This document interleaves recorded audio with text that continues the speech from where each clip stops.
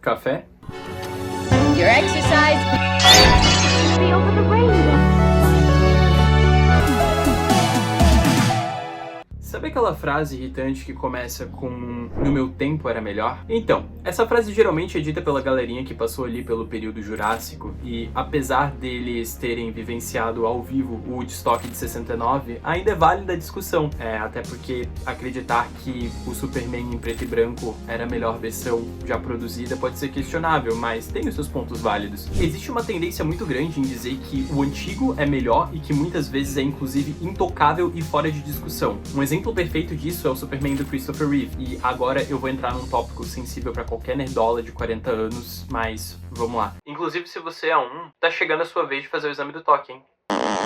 O Superman do Christopher Reeve foi um dos melhores, e isso é um fato indiscutível. E se você comparar ele com o ideal do que o Superman representa, você vai ter sim a comprovação desse fato. Tá, mas qual que é o problema nisso tudo? Esse problema vai vir quando as pessoas passam a dar crédito a algo pelos anos passados e não exatamente pela qualidade. É fácil de perceber quando você tá deixando a emoção falar um pouco mais alto do que a razão, e eu sei que gosto é subjetivo e tá relacionado à emoção, mas mesmo assim, se você não tá aberto a um diálogo porque você fixou a ideia de que o melhor Superman é o do Christopher Reeve, você tá sendo ignorante. Recentemente a gente teve o Superman do Tyler Hoechlin, que muita gente acabou torcendo o nariz por conta da aparência dele, porque, segundo essas pessoas, o Superman do Tyler Hoechlin é feio. Esse Tyler Hoechlin supostamente é feio, e por esse motivo essas pessoas acabaram nem assistindo a série. O resultado foi que essas pessoas perderam uma das melhores séries com o Superman, e eu custo até dizer que esse é um dos melhores Supermans que a gente teve. E digo mais, cara, se o Tyler Hoechlin é feio, eu tô fudido. Logo depois que esse Superman começou a entrar um pouco na boca do povo, veio aquela discussão que sempre acontece com qualquer pessoa que passa a usar cueca por cima da calça, que é a comparação com o Superman do Christopher Reeve, o que eu acho um pouquinho injusto, mas vamos lá. O problema nisso tudo é que a pessoa que inicia essa discussão geralmente não tá preparada pra ela, e quando eu digo isso, eu tô falando que a pessoa não tá aberta a ouvir o que a outra pessoa tem a dizer. Quando você decide comparar o Superman do Christopher Reeve, você vai levar em consideração todos os pontos positivos apresentados na tela, mas você também vai levar muito mais do que isso. O orgulho e a nostalgia acabam contando bastante ponto aqui. Então é claro que ninguém vai ganhar essa discussão além do próprio Christopher Reeve, independente do mérito que os outros Supermans possam ter. Por que a nostalgia pode ser um problema nesse tipo de discussão? Cara, eu vou exemplificar pra você ainda utilizando um exemplo do Superman. Quando saiu o filme do Man of Steel, o Superman do Henry Cavill foi muito mal visto, digamos assim, porque no final do filme, e agora spoiler de um filme de mais de 10 anos, ele acaba matando o Zod. E isso pegou muito mal, porque o Superman não deve matar os inimigos. A gente ainda tinha na cabeça de que super-heróis não matam, e principalmente o Superman, ele é o ideal de esperança, ele é o ideal de bondade, e ele estava sendo visto como o oposto disso, né? Só que, cara, as pessoas que usam esse argumento geralmente eram muito fãs do Christopher Reeve e não associam que em Superman 2, o Superman também mata o Zod.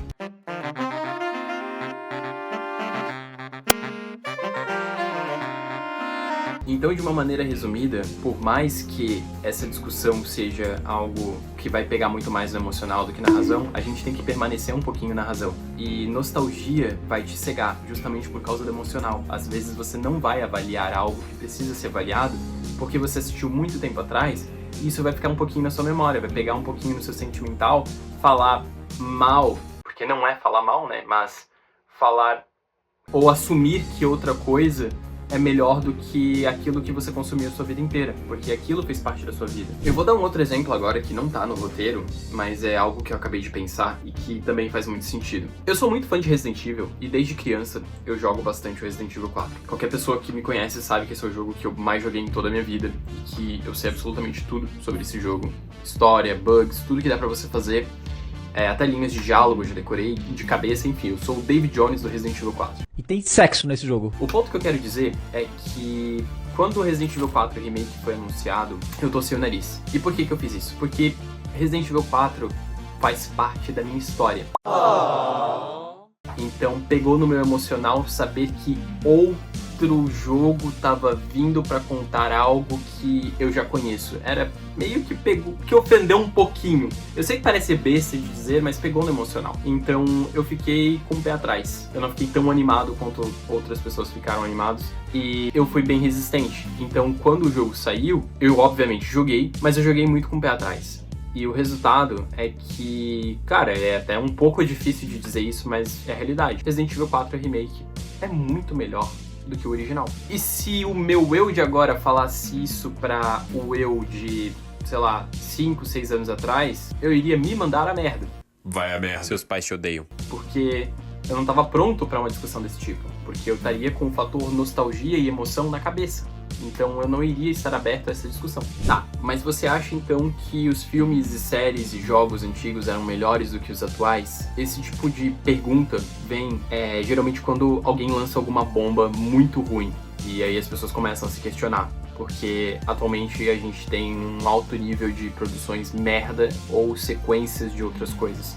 Não é à toa que tem Velozes e Furiosos 720, Desafio em Marte. Só que você dizer que os filmes antigos eram melhor é basicamente você dizer que a comida da sua avó era a melhor comida que tinha. Cara, isso funciona porque as pessoas que falariam mal da comida da sua avó morreram de intoxicação alimentar e não estão aí pra se defender. Fez meio sentido o que eu quis dizer? Tá, eu vou exemplificar. Quando você fala que filmes, séries, jogos, produções no geral, as produções antigas eram melhores, você tá apelando pro seu emocional também. Por quê? Porque você vai ignorar que existiram coisas ruins. Da mesma maneira que eu falei que existe Velozes e Furiosos 720, existem 1001 Sexta-feira 13, existem 1002 Halloweens, existem 1003 A Hora do Pesadelo, e isso você não levou em consideração na hora que você falou que, existem muitas sequências de muitos outros filmes e antigamente isso era melhor.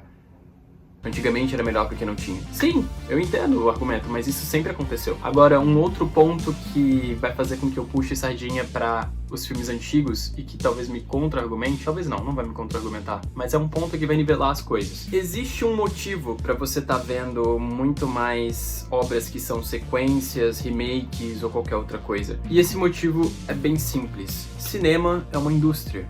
E como tal, ela deve se comportar de tal maneira. Imagina que você é um produtor de cinema e você precisa investir o seu dinheiro em algum filme e que esse filme dê resultado financeiro pra você, senão você vai morar na rua e não vai ter dinheiro pra comprar comida. O que você prefere fazer?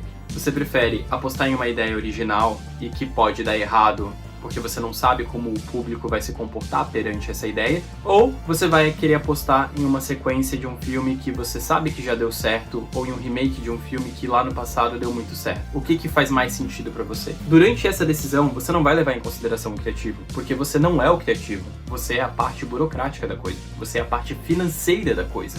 Então não faz sentido você querer que um filme de aventura ganhe mais espaço do que o seu próprio dinheiro, porque é basicamente essa a discussão. Mas além disso, existem outras pessoas que vão querer levar essa discussão para outro viés. Vão ter pessoas que vão querer dizer que filmes antigos não tinham tanto apelo político ou ideológico, ou querendo empurrar uma lacração para cima das pessoas, sendo que nos anos 80 a gente teve uma das maiores bombas homossexuais, foi o filme do Top Gun, porque puta que pariu, ninguém me convence que aquele filme não é uma lavagem cerebral gay. Mas independente disso, filmes com viés político ou ideológico ou qualquer outra coisa que queira empurrar uma ideia pra você que você considere como lacração e que você não goste, isso sempre existiu. Você pode procurar vários outros filmes antigos que têm viés político, viés ideológico. Chega de falar dessa merda. Enfim, isso sempre existiu e eu vou citar alguns exemplos, devem estar aparecendo alguns exemplos aí na tela, pra comprovar o meu ponto. E quando eu digo isso, eu tô falando que, cara, a indústria não vai vender o que você quer. Ela vai vender o que é bom pra ela. Tô falando que propaganda política ou que qualquer outra coisa é boa pra ela. Não, tô falando que isso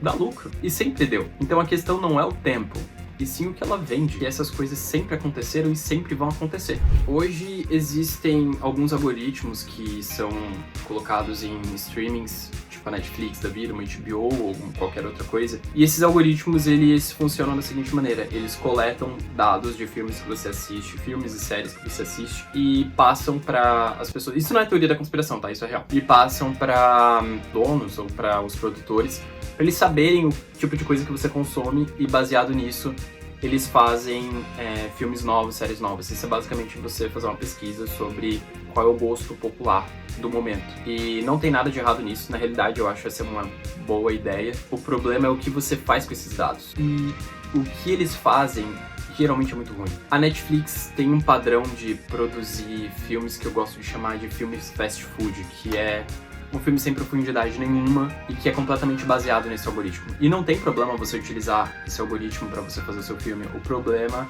é você pegar uma fórmula que já tá pré-pronta e colocar esse algoritmo dentro e, bum, você tem um filme genérico da semana que sim, as pessoas vão assistir, mas que não tem conteúdo nenhum e depois de uma semana vai ser completamente esquecido. Por que a Netflix continua fazendo isso se isso é um problema? Porque isso vende.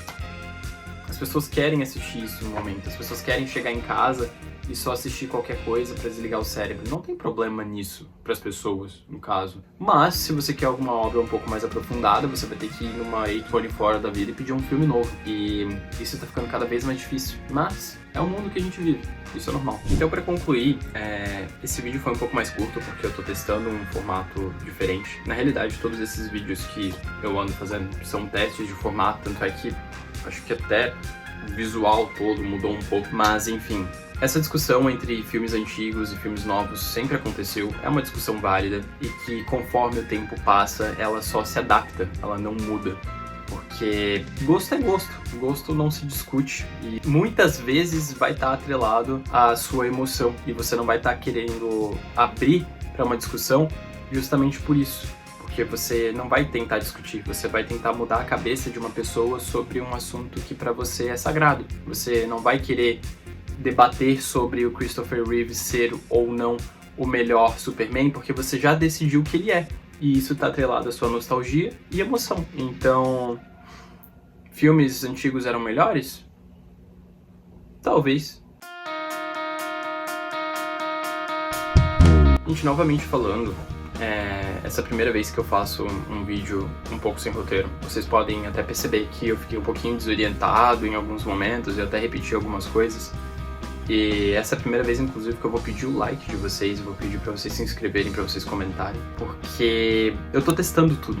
Eu não sei se assim ficou melhor, ou se eu preciso voltar 100% com o roteiro. No meu próximo vídeo eu vou mudar um pouquinho a estrutura do roteiro, porque eu escrevi um roteiro inteiro sobre ele, sobre esse vídeo em si, e eu acabei ignorando ele um pouquinho.